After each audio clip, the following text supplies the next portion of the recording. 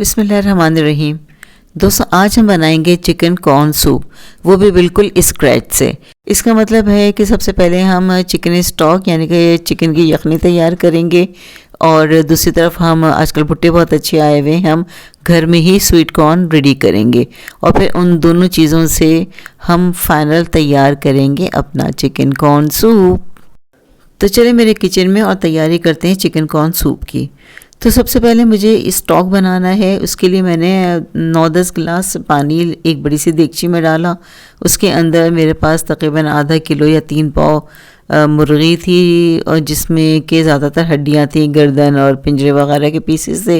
इसके अलावा जो श्रेडेड चिकन थी वो भी मैंने इसमें डाल दी थी।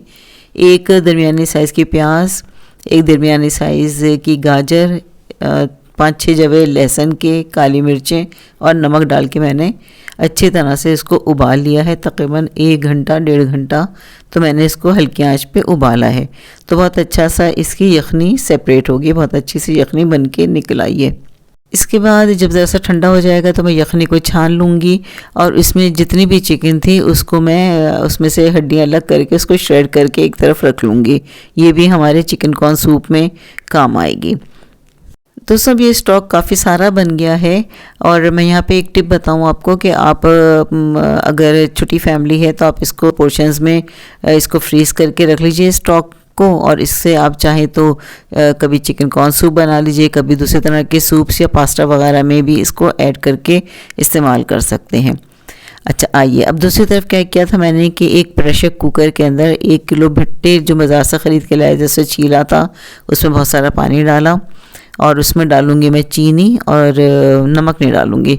चीनी डाल के इसको अच्छी तरह से गला लूँगी, प्रेशर कुक कर लूँगी। जब ये प्रेशर कुक हो जाएगा तो दाने अलग करूँगी और उसको ब्लेंडर से मोटा मोटा सा ब्लेंड कर लूँगी। ये देखिए भुट्टे बहुत अच्छी तरह से गल गए हैं। मैं इसमें से दाने अलग करूँगी और इसको जो है वो ब्लेंड कर लूँगी। ये देखिए दाने अलग हो गए, और जिसके बीच की हड्डी होती है ना, जो भी आप कहते हैं, इसको हम फेंक देंगे और दानों को इस्तेमाल करेंगे।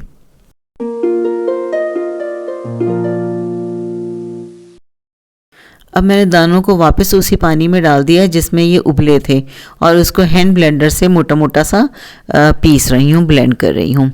बिल्कुल बारीक पेस्ट नहीं बनाना है, इसको ज़रा मोटा मोटा रहने देना है। ये लीजिए इस तरह के मोटे मोटे से ब्लेंड हो गए हैं। अब यहाँ पे भी आप ये कर सकते हैं कि ये आपके पास ज़्यादा हैं तो आप इसके भी पोर्शंस बना के फ्रीज कर दीजिए, और मैंने भी यही किया है कि इसको एक डब्बे में करके रख रही हूँ। इसमें से आधा मैं इस्तेमाल कर लूँगी अपने चिकन कॉर्न सूप के लिए, और बाकी जो है वो वापस से फ्रीज़ कर दूँगी।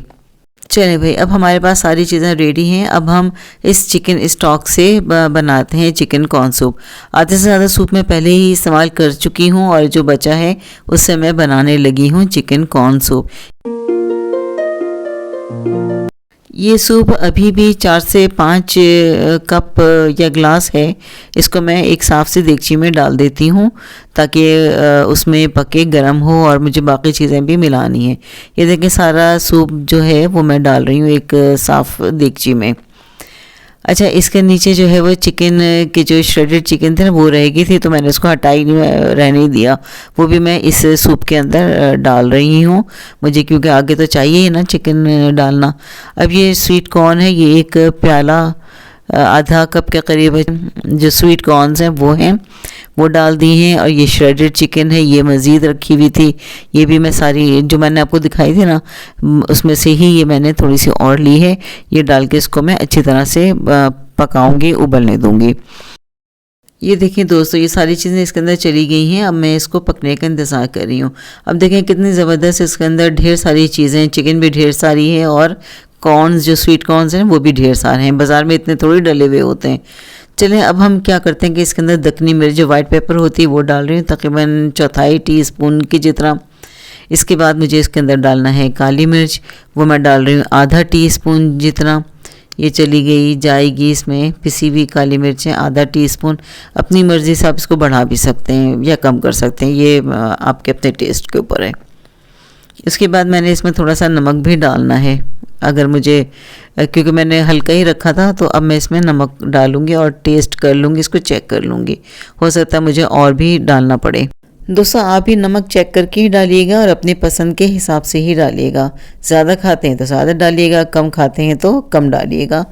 ये कोई वो नहीं है कि आप जितना मैं बता रही हूँ उतना ही आपने डालना है।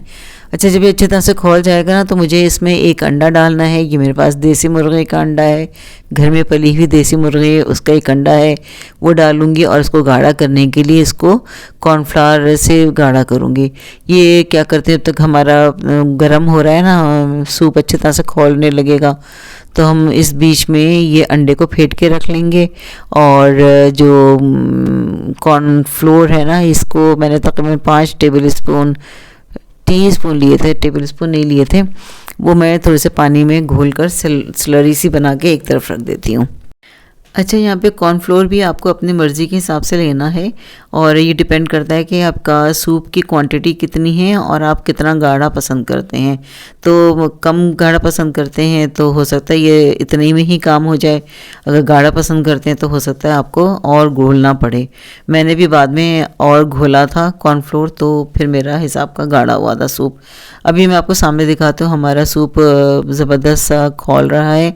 अब हमें इसके अंदर सबसे पहले कॉर्नफ्लोर ऐड करना है, फिर आखिर में हम डालेंगे अंडा मतलब।